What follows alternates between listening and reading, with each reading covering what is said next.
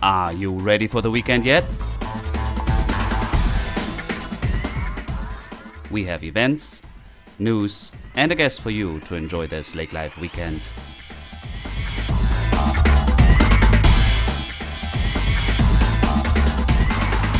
Hello and welcome to another episode of Lake Life Weekend Podcast. My name is Dirk, I'm your host, and we are approaching weekend 41, and I'm looking forward to some sun again. It's coming though, I'm pretty sure. If you want to know what's happening in the area, please go to lakelifeweknd.com, and we have the latest updates, event schedule, we have news stories, we have destination tips for you. And we are actually in the need of your help. If you can think of your most favorite place in Lakes Country, whether it be a park or a restaurant or just something that you'd like to do, we collect your votes, and then we will send out destination awards this fall to various places. So email us at hello@lakelifewekend.com, or actually on our Facebook page we have a post that is asking for your insight and your vote. Many people have already been active on that comment section, so please feel free to drive to our Facebook page and leave your comment with your most favorite destination in Lakes Country for our destination award this year. Thank you for that. Also, always feel free to send us an email with any ideas, suggestions, and those kinds of things. Yeah, I don't want to actually keep this very long here. We have another portrait in this episode of Jack Chivers, the founder of Jack Chivers Realty, and he is telling his story on how he came to Lakes Country and what he has been doing, serving many people, relocating here, and he has been in the business for over 50 years, and he definitely is an icon. So please enjoy our interview with Jack Chivers.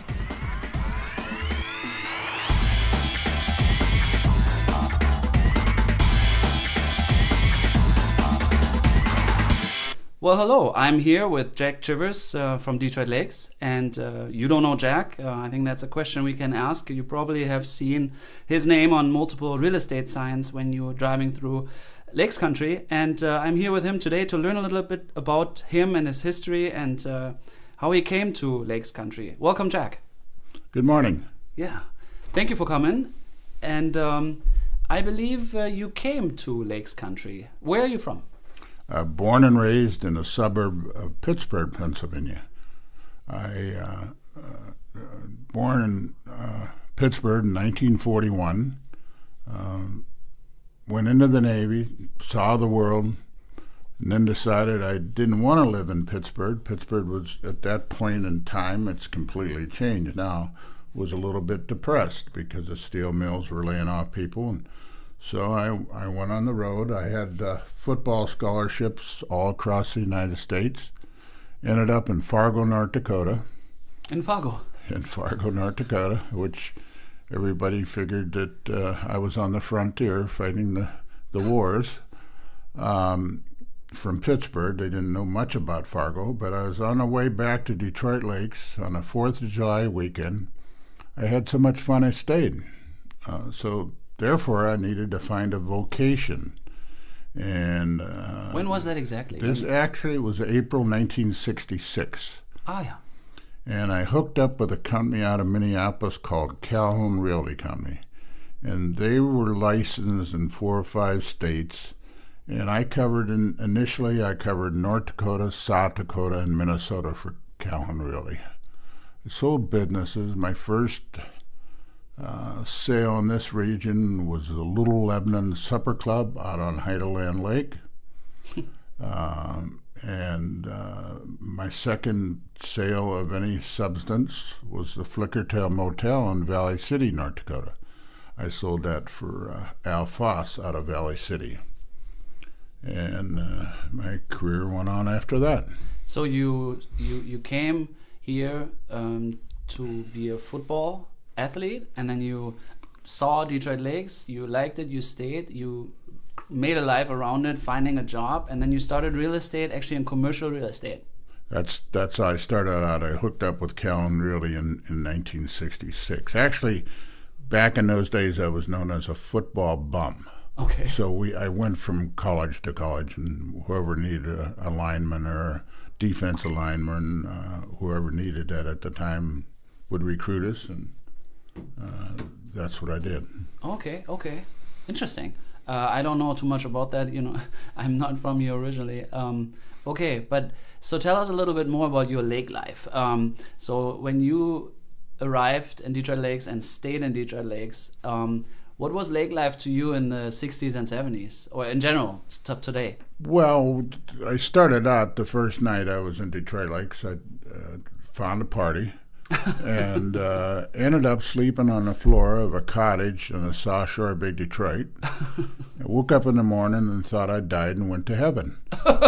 And so I had to figure out how I was going to spend the rest of my life here. I felt Detroit Lakes was under-promoted, and it was a strong bedroom community of Fargo-Moorhead, but it had an identity of its own that wasn't being promoted, was my feeling. Okay. And so I shopped around for a company that had a larger reach, and I found Calhoun Ridley in Minneapolis, who worked 4 or 5 states at that time. They had 400 salespeople at that time working for the company. And that's large already. Yeah, it was a big company. It was the second, probably biggest company at that time in the Minneapolis area. I think Edina was number 3. Oh wow! So I met with the sales manager or vice president of sales and told him I wanted to be their agent. And he came up here. I was pretty optimistic. I met him in the Edgewater, which doesn't exist anymore, the Edgewater Hotel. And he was a big guy, and we was surprised to find out that he had to look up to me. And his eyes were big and round, and he gave me 3 listing sheets and 3 purchase agreements, and I looked at him and I said, "Is this all you're going to give me?" And he said, "Well, you use these up, I'll fly more up to you." So that was the start of my career. Huh. I did shop around a little bit, looked at other real estate companies, and I was surprised to find out they didn't have any advertising budget, so I went to one local company, unnamed at this point, and told them I wanted to get in the real estate business and that I could go list $1 million worth of property in a month. And the guy looked at me and said, "Well, anybody can do that." And he probably had $100,000 in listings at the time. I said, "But for that, I want you to guarantee me $5,000 in advertising budget my first year." He says, "I haven't spent that since I've been in business." Well, that was the problem. I saw what my opening was. Marketing takes money. And I found a company, Callan Ridley, that wasn't scared to spend money, and that's why I hooked up with him. 13 years with him. Okay, and tell us a little bit more about that. So you were traveling the tri-state area, working in real estate, and until you really focused on the lakes area? Well, actually, it wasn't a complete focus in the lakes area when I changed companies, but I was with them for 13 years, and nice thing about it, I listed stuff on 494 in France out of here because the owner was out of here. And I listed stuff in western North Dakota. I sold the Volney Lanes in Williston, North Dakota. So I wasn't scared to get in my car and drive somewhere for a deal. So starting out, I did sell a little bit of lakeshore, but I was pretty much purely commercial and what they call business opportunities. And that's my real love, business opportunities, because not very many people have the tools to sell business opportunities. And that is like an operating business, like a hotel, a restaurant, correct, a newspaper, you name it. Correct. That's a business opportunity. Okay. Yeah. And you're still active? Oh yes. Yeah. I think some of my competitors might be telling people that I'm retired, but I'm far from retired. Yeah, they like to spread that rumor, I'm sure. Correct, yes. Well, okay, that's really fascinating. So you found heaven in 1966, and you decided that will be the center of your life, and you made it your home, and you have never really left, or you have always stayed in a way. And how do you define lake life, though? I think you have been enjoying lake life year round. You did winter sports and summers. You were a jet skier. No, what is it called? A jet ski, yeah. And you were a snowmobiler. Tell me a little bit about how you enjoyed lake life.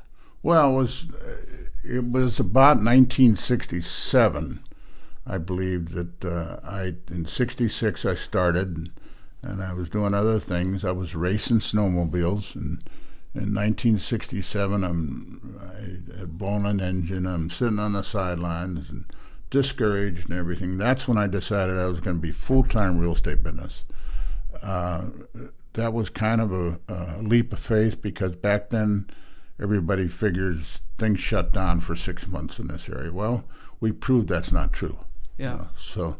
And of course I did do my commercial real estate, which involved a lot of driving. I had listings in Canada. I had a motel called the Capri Motel that I had listed in Winnipeg, and I've sold resorts in Canada. So I moved around in a pretty large geographic area to find the inventory I was looking for. So okay, I understand. So you balance pretty much, because you have been working a lot. You have been on the road a lot. Yes. You really worked hard, and then this lakes country just balanced you. In the private time, you were able to recharge, to reconnect, recenter. So with a lot of work, the lake always gave you back some energy. Yeah, that's a good point. But I'd be out listing people's businesses and motels for sale out in the Dakotas, for example, talking about my place at the lake.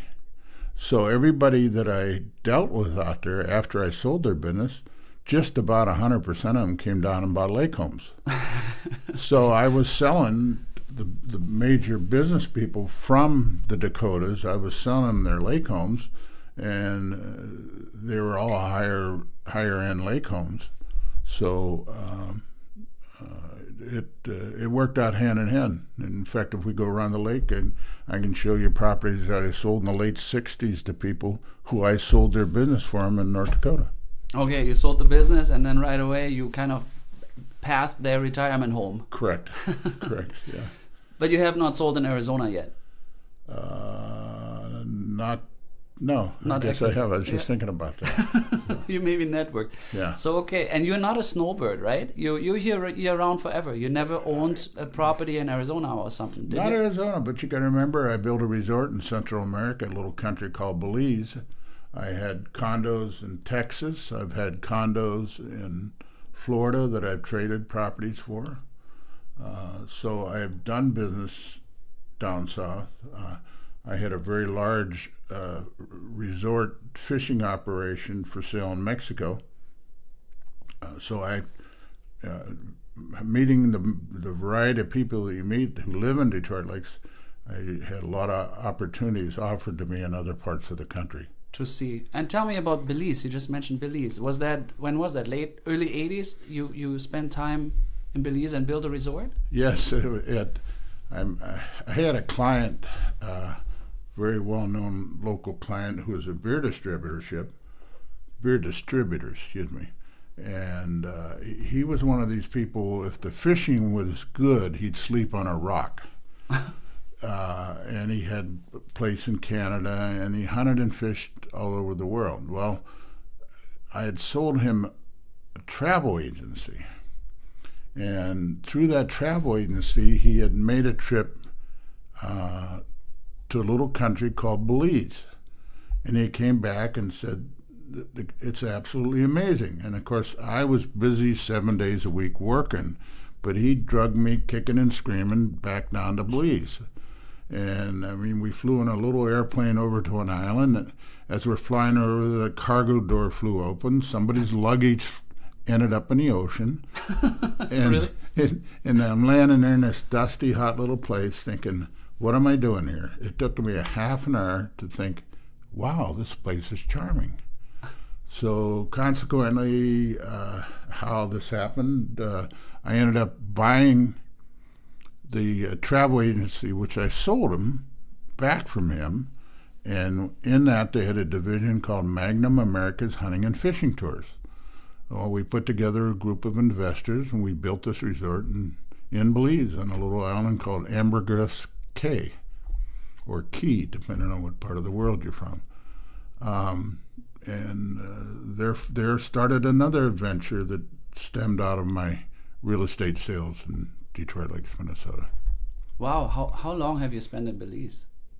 You know, I'm going to say that was about a 8-9 year project. Oh wow! So you built something from nothing. You made a resort because you've seen a lot. Like you had some experience, and then people are traveling there still. Is it still there? Oh yeah. Actually, I forgot about that connection. I had prior to that, I had personally sold over 130 resorts in Minnesota and Canada. So I had a little experience in resorts. Not in hands-on operations, but numbers and size. Numbers and size, yeah. So it was something I had already dreamed about, and I had a partner that had the money and the inclination to finance it, and we put it together, and it's still in existence now. It's called Captain Morgan's Retreat on Ambergris Key. The family of my partner is operating it now. Oh, okay, yeah. Okay. Fascinating. Have you been there yet in the past 10 years? Have you seen it? I kind of know. I did that. I was in the country of Belize, according to my passport, 87 times. Oh. So I still have some really good friends that are in Belize that operate businesses there, but that place had its time for me. It's like everything, it's changing, and I'm not happy with some of the changes I've seen. People aren't so innocent, and there's changes. Sure. Going with on. Development, economic growth, that possibly. Yeah. Yes. Yeah. So tell me about lake. Let's go back to lakes country. What was the first lake you lived on? First lake I lived on was Pelican. Big Pelican, huh? Correct. And is that one of the most popular lakes, you think? Yeah, Pelican is one of the 3 popular lakes, or 4 popular lakes in this region. For a long time, Pelican was number 1. It had been, now it's been pushed by Detroit Lake because of the city sewer and water all around Detroit Lakes, and the police protection and the fire protection. Hospital close by. Hospital close by. I think that the Pelican is still a great lake. It's just if you're gonna not bring your own family, Pelican can be a little bit lonely because there's more places to go out and eat and drink and meet people on Detroit. Yeah. We have multiple restaurants. Yeah. You can even drive your boat up to 2 almost or all 3 of them. more, I think, just this year alone. That's true. Yeah. There's just one opening up end of the month also by the marina, by the new Hub 14 or something it's called. Hub 41, I think it's called. No, that's the first I heard that. I didn't know that. Yeah, that's the name by the pavilion there, next to Lakeside. Yeah. No, it's true. We have like probably 7 just by the lake. You can, I think it's fascinating. You can drive your boat right onto a lot of them. And no, I understand. So Detroit Lake is definitely, I mean, it's a city all around. It's different Big Pelican. So Big Pelican is also a huge body of water though. What are the other really famous popular lakes? Is it Big Cormorant's a great lake. And again, it's a big body of water. It's very clean. It's now seeing some development. It didn't have very many large lake homes on it. That's changing. I suppose there's 15 to 7-figure lake homes on that lake now, and a few years ago there was none. It's the shorter commute to Fargo-Moorhead, huh? That's true. Yeah, that's true. Yeah. So we have what is the most rewarding thing of a lake to you? What does a lake give you? Well, the rewarding thing to me is when I place a proper buyer in their proper lake home, and they come to me 5 years later, and I haven't seen her for a while, and they give me a hug and thank me for finding their lake home for them. That gives me more pleasure than anything. I have one particular individual. It's been 20 some years, and every time I see them, they, oh, Jack, thank you. You know. So actually kind of sharing your lake life with people makes you happy. That's a reward. Oh, big reward. Yeah. Big but the lake itself, like, do you simply enjoy? I mean, you live on a lake, right? You said you Correct. the first lake was Pelican, and now you live on Big Detroit. That's Is correct. That true? Yeah. And you just look at it and that gives you everything? It's just looking at the water? Is that? You know, that's a good point. I had a client. He owned a whole lake. It was called Lake 5. And I sold that for him. In fact, I advertised it all over the world. I talked to Jack Nicklaus. I talked to the Rockwell twins, one of the Rockwell twins who own Rockwell Manufacturing. And all of a sudden, they ended up selling it in the backyard to Fair Hills. Dave Calder was going through his old paperwork on his desk and found this brochure I'd sent him. And he said, Jack, is this still available? I said, sure, let's go look at it. Well, 3 days later, he bought it. And it consisted of 1,300 acres, a private lake of about 300 and some acres that was 60 feet deep. It was just a beautiful property, and a couple other private lakes that weren't as deep. But the man I sold it for was from St. Paul, and he owned manufacturing companies all over the United States and all over the world. He had them in Australia, Mexico, and he told me the reason he was alive, he was 80-some years old, because he could come to the lake after all his strenuous business activities and sit there and stare at the water and recharge his batteries. And that stuck in my head, and I suppose that's a lot of it. You know, there's something calming about water. You know, you don't have to go swim in it, you don't have to ski on it. Just looking at it helps you recharge your batteries. Okay, that's interesting, because we have really. I am sure when people come to you and they say, I want to have a lake home, what's the first question that you ask them back? What do you want the lake to do for you? Yeah, right. I get that. Now that's exactly what you described. Some people, and I think very rewarding to just enjoy. And I like to look at the lake too. I mean, I have a small son, he likes to swim.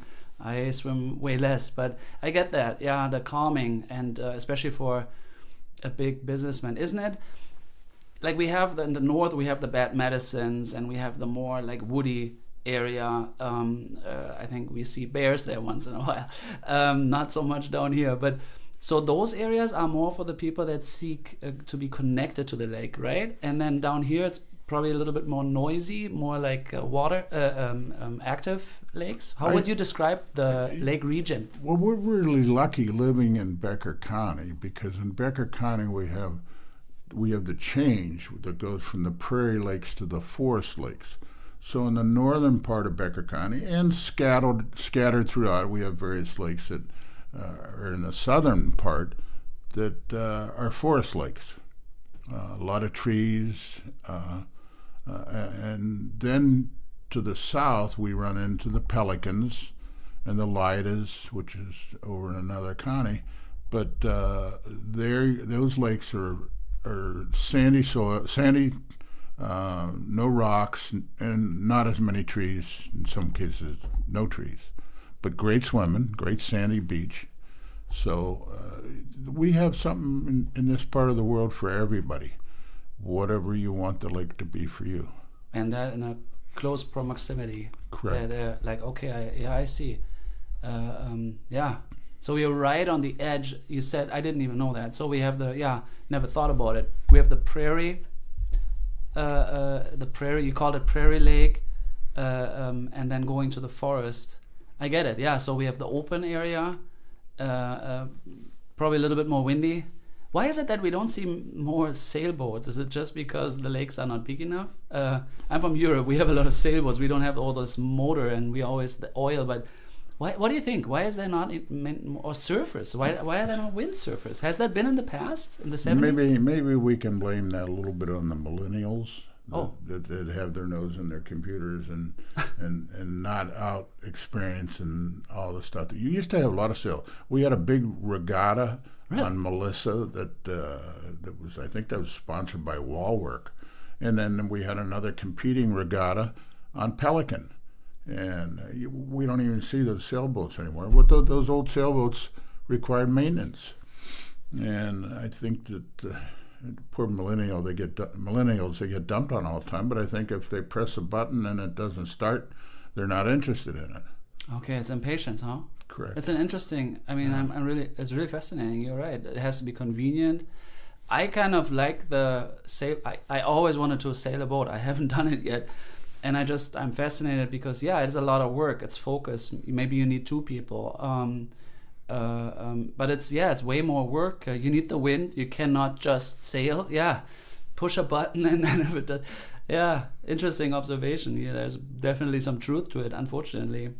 But we had a regatta on Lake Melissa every year. Oh yeah, a big regatta, and it was a big thing. They had trophies, and then they had one on Pelican, and in fact, there's kind of a core that's still on Detroit, but you have one or two. It's hard to have a regatta. They need more people to come in for that.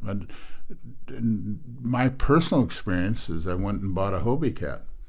And of course, I had to have the biggest, fastest, most complicated one, which was my personality. Got it out there and turtled it the first time I had it. So, and I had a girlfriend with me, and I never saw her again. So she dumped me after that. Oh, she didn't drown. Good. I'm sorry. Bad joke. So she was not impressed in your sailing skills. No. And then you gave the sailing up. Yeah, it sat there for a couple of years, banging all the time when the wind blew, and finally gave it away. Oh, really? So you had it? Okay. Yeah, so Yeah. Yeah, I just always, maybe like I grew up, well, I don't know if I grew up, but like when I was 10, 11, 12, 13, 14, and we went on vacation to the lakes in Austria, actually, my parents, or like Lake Garda in Italy. That's kind of large lakes, but when we were in Austria, I remember I made a surfboard license. We all have to have license in Europe for everything, but so like kind of a certificate, kind of a little schooling, and I started to windsurf. Must have been 10, 11, 12, and I loved it. I never bought the whole equipment because we don't have a lot of lakes around. My point is, I have been looking into surfboarding and checking Craigslist and whatnot. I think there's available shops in Minneapolis, but yet I have maybe seen one windsurfer in 3 years on Big Detroit. I think that was it, one. And like Comrade or even Detroit, they have a lot of wind actually because it's a big flat terrain. So yeah, I was surprised. But yeah, they like the jet ski now. Yeah, bring it in. Everybody's in a hurry and they have to get their gratification instantly. Yeah. So yeah. It's just our world we live in right now. Yeah. So, but now we have the other one. So, okay, we learn what lake life is today. It has to be a little bit louder. I always say a loud lake or a more quiet lake, I guess. Yeah. So you have another interesting anecdote. I learned about the regatta. I think it's a really great opportunity for me and for us to learn about your experience. Any other thing that you liked in the lake life of the 70s, 80s, 90s that you're kind of missing today? Do you miss the resorts? Do you think there was a shift from having more ownership than like visitorship? Yeah, that's a good point too. That's something that I was part of and experienced. And when I started out, there were just short of 5,000 resorts in the state of Minnesota. 5,000? Yeah, just short of it. It was, I can't remember the exact number. But I was selling 13, 14 resorts a year for a period of time there. And then all of a sudden, the value of the lakeshore with these resorts was recognized. So people started buying them and disassembling them and selling off the cabins and everything. So, for years, I'd had people come in and where either the husband or wife would have a job in town, and the other spouse would operate the resort. And it was a great life. I akin it to farming. You learn responsibility with farming. You have chores. You learn responsibilities. You know you have to get out of bed and go to bed late at night to take care of the harvest, and it's the same with the resort. When it's harvest time, when the customers are in, you have to get up, you have to make sure their boats are clean, ready to go out so they can go fishing. I think the difference between a farm and a resort for learning responsibility is the kids also had to learn to talk to people. Where on the farm, all you have to do is operate the equipment. You don't have people to talk to. Mm-hmm. So I think that they talk about people having a good farm background. I think it's even more important if the people have a good resort background. Because not only did they learn responsibility about chores and doing things, hands-on doing things, they learn they have to talk to people. Communication. Yeah, and communication is what it's all about today. Yeah, yeah. So, connecting. So, yeah. Okay. So you mean that you mean that resort owners, there's nobody able to do it or interested to do it, or they failed doing it? Like, why don't we have so many resorts anymore? Well, we don't have them because people broke them up for financial reasons. They became worth more money if you can sell off the lakeshore. And I think the last time I heard, there were like 780 in the state of Minnesota licensed resorts. Okay. So I made a good living selling resorts, but all of a sudden I ran out of inventory. I have a feeling that, everybody's dream or passion, or they like to be on the lake. Like if you look at Fargo-Moorhead or further, the weekend is reserved for lake life, whether they own a cabin yet or they come to Detroit Lakes, be at the Mile Beach, enjoy the Zorbases and whatnot. Do you see maybe, because I have a feeling there's like kind of a renaissance for resort. I think there's a resort opportunity, maybe a little bit more stylish, maybe a little bit more contemporary. I'm not a camper myself, but would you think that people would be interested in going to a resort for a weekend again? If you talk to a lot of the resort owners or campground owners, they're full. Huh. And, I've always made the statement, maybe arrogantly, but that 80% of the people in North Dakota work all their life so they could retire to the lakes. Yeah. So everybody wants to be here. Everybody wants to be here. Yeah, as much in June, July, and August. Yeah. Not January, February. Although we have a ski mountain now that's working in Detroit Lakes, so... Yeah. The success of that shows that there is interest. Yeah, that's true. Not everybody wants to go down south and get sunburned. Yeah. That's another problem. Yeah. No, and I think we have lake life year round for sure. And I learned about 200 and plus miles of groomed snowmobiling trails in Becker County alone. And I think that's fascinating. So you can make... I don't think you could probably go to Park Rapids on a snowmobile trail. You can enjoy so much scenery in the winter, and then there's all those cross country opportunities here around the area and the mountain now. And ice fish. I'm not a real ice fisher, man. Have you ever ice fished? Oh yeah, that the first 13 years of my life, the intent was my life as a real estate agent. My intent was to ice fish, snowmobile, race snowmobiles in the wintertime and sell real estate in the summer. Well, that only lasted a couple of years. I found out real estate is a year-round business. Okay.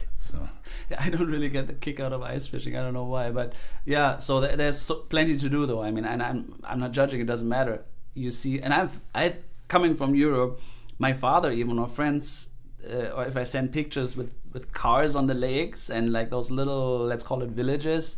It doesn't freak me out, but it's always fascinating to me that the lake can freeze so thick that we just can land a jumbo jet on it and nothing would happen, or they plow big Detroit with this big vehicle. I think it's fascinating that a whole little town, and now we have a bar even on, I think it's Lida. Yes. Yeah, so definitely year round. I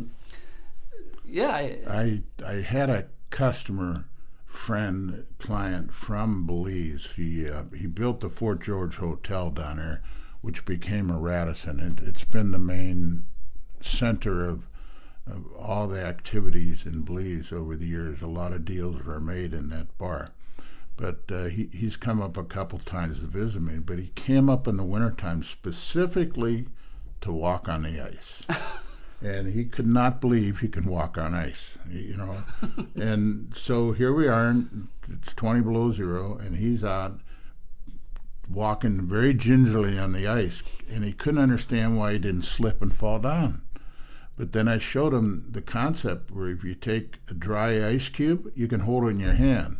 You take a wet ice cube, you can't hold it in your hand. Well, now he understood why the ice wasn't slippery. And then, of course, when I told him he was standing in 30 feet of water, he turned white as a ghost. Awesome.